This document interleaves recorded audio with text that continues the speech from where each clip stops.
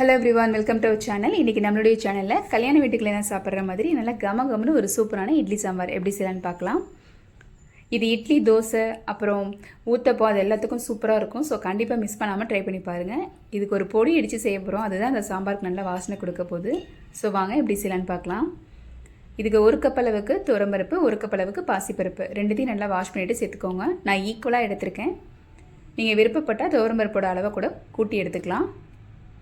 இது கூட 2 தக்காளி, அது கூட ஒரு 7-8 சின்ன வெங்காயம், பாதி பெரிய வெங்காயம் கட் பண்ணிவிட்டு சேர்த்துக்கோங்க.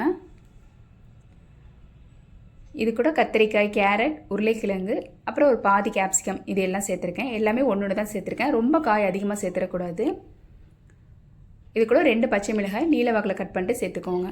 உங்களுக்கு பரங்கிக்காய் கிடச்சிச்சின்னா அது கூட இது கூட சேர்த்துக்கலாம். ரொம்ப நல்லாயிருக்கும். இட்லி சாம்பார் செய்யும்போது பரங்கிக்காய் சேர்த்து பண்ணிங்கன்னா டேஸ்ட்டு ரொம்ப சூப்பராக இருக்கும். இது கூட 1/2 டீஸ்பூன் மஞ்சள்தூள், தேவையான அளவுக்கு உப்பு, தண்ணி சேர்த்து குக்கரில் ஒரு 4 விசில் விட்டு எடுத்துக்கோங்க. இப்போ பருப்பு காயெல்லாம் நல்லா வெந்து வரட்டும்.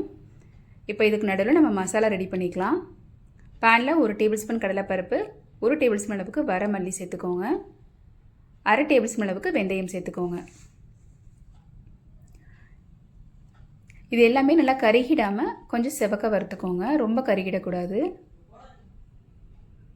இப்போ இதை தனியாக எடுத்து வச்சுக்கோங்க. இப்போ அதே பேனில் கொஞ்சம் எண்ணெய் சேர்த்துட்டு ஒரு சின்ன துண்டு கட்டி பெருங்காயம் சேர்த்துக்கலாம். அது கூட ஒரு 3 வரமிளகாய் சேர்த்துக்கோங்க. பொரிஞ்சு வந்ததுக்கப்புறமா இதையும் தனியாக எடுத்து வச்சுக்கலாம். இப்போ நம்ம ஆல்ரெடி வறுத்து வச்ச பொருட்கள் எல்லாத்தையும் ஒன்றா சேர்த்து மிக்சியில் பொடியை பிடிச்சி எடுத்துக்கோங்க. இப்போ பாருங்கள், பருப்பு நல்லா கொதிச்சு வந்துருச்சு, வெந்து வந்துருச்சு. இப்போ நம்ம ஒரு சின்ன நெல்லிக்காய் அளவுக்கு புளி ஊற வச்சு இந்த புளிக்கரைசல் அது கூட சேர்த்துக்கலாம். புளிக்கரைசல் சேர்த்துட்டு ஒரு 2லேருந்து 3 நிமிஷம் கொதிக்கட்டும். இப்போ நம்ம இதுக்கு ஒரு தாளிப்பு ரெடி பண்ணிடலாம். பேனில் எண்ணெய் சேர்த்துட்டு கடுகு, உளுத்தம்பருப்பு, அது கூட 2-3 வரமிளகாய், கொஞ்சமாக கருவேப்பிலை சேர்த்துக்கோங்க.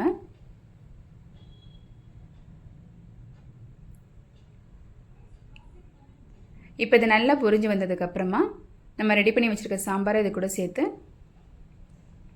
கொதிக்க வச்சிடலாம்.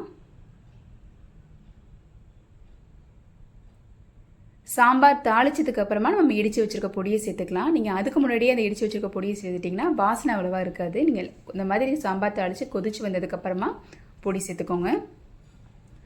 பொடி சேர்த்ததுக்கப்புறம் உங்களுக்கு சாம்பார் கொஞ்சம் திக்காக இருக்க மாதிரி இருக்கும். ஸோ நீங்கள் ஃபஸ்ட்டு செய்யும்போதே சாம்பார் கொஞ்சம் தண்ணியை சேர்த்துக்கோங்க. அப்போ தான் நல்லாயிருக்கும். அது கூட ஒரு சின்ன டீஸ்பூன் அளவுக்கு நாட்டு சர்க்கரை சேர்த்துக்கோங்க. அப்புறம் கை நிறைய கொத்தமல்லி தழை சேர்த்துக்கோங்க. லாஸ்ட்டாக கண்டிப்பாக ஒரு சின்ன டீஸ்பூன் அளவுக்கு நாட்டு சர்க்கரை சேர்த்துக்கோங்க. இது வந்து சாம்பாரோட டேஸ்ட்டை இன்னும் நல்லா எடுத்து கொடுக்கும். ரொம்ப நல்லாயிருக்கும் சாப்பிடும்போது. அவ்வளோதான். இப்போ சூப்பரான ஒரு இட்லி சாம்பார் ரெடி. கண்டிப்பாக ட்ரை பண்ணி பாருங்கள்.